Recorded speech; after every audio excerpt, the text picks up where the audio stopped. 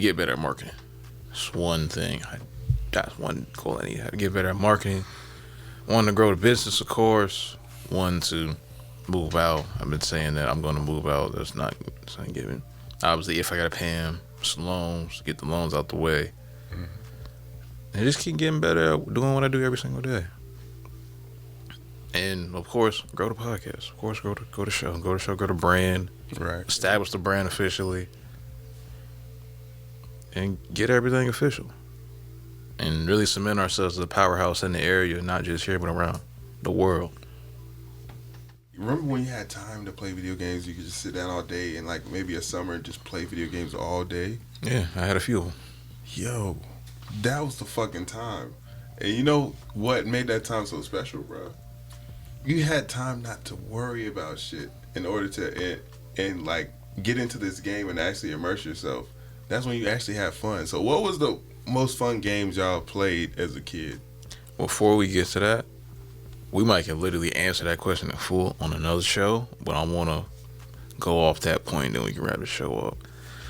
It's not that was the time. It's not that's when we had the most fun. That's the most fun that we remember so far. We have, in this life, we have a lot of moments, ups and downs, in betweens. We're in the moment of transition.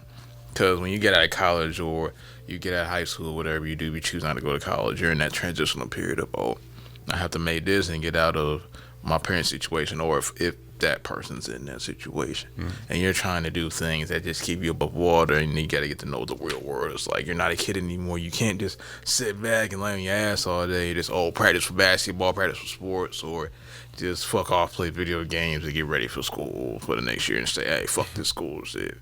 It's the timing that you ain't gotta worry about much. That's really what it is, and that's why people you see on the internet all the time. It's like, oh man, 2016, 2014, what a time to be alive, because we ain't have to worry about shit.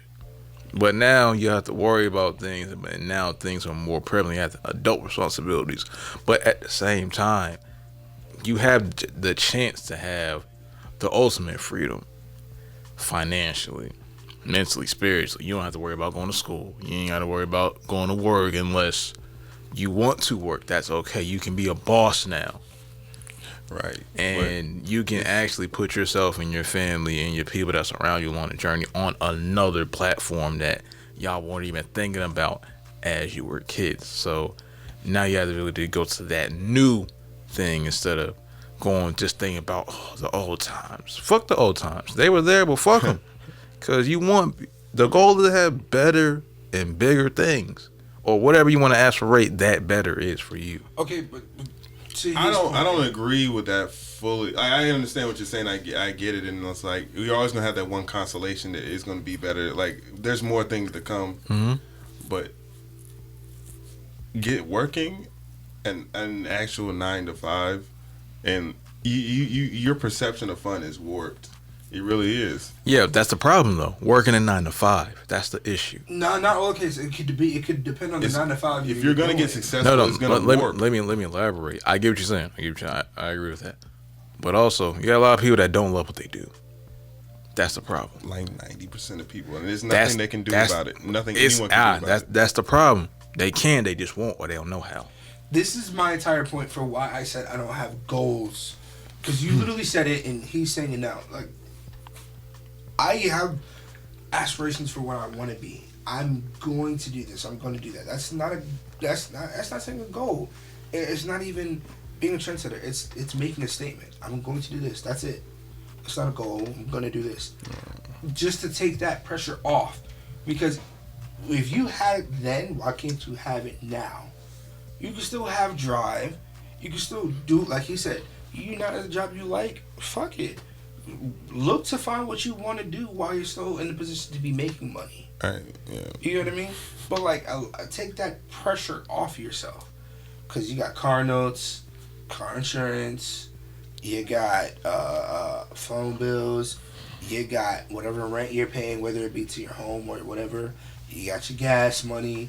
If you got a girlfriend, that's an expense right there and a half. That's why you gotta be single for a while. Boyfriend, whatever. If you're a college student like we are, you got your student loans coming back up. Then Then it's you gotta eat. You gotta have make sure you can afford. That's almost 10 things right there that you have to grow into and really establish a behavior for, so you can make it a pattern. So you can be doing this, and that. Like when I got my car this year was a pattern that I had that was new to me. Like I knew you had to do this and this, but I was never actually going through it. That's a lot of pressure that I'm like, okay, now that I'm getting through it and I've had my fair share of accidents and I've suffered for this, and that, I'm just gonna continue to be grateful. I'm gonna do what I've set out to do since I was a kid.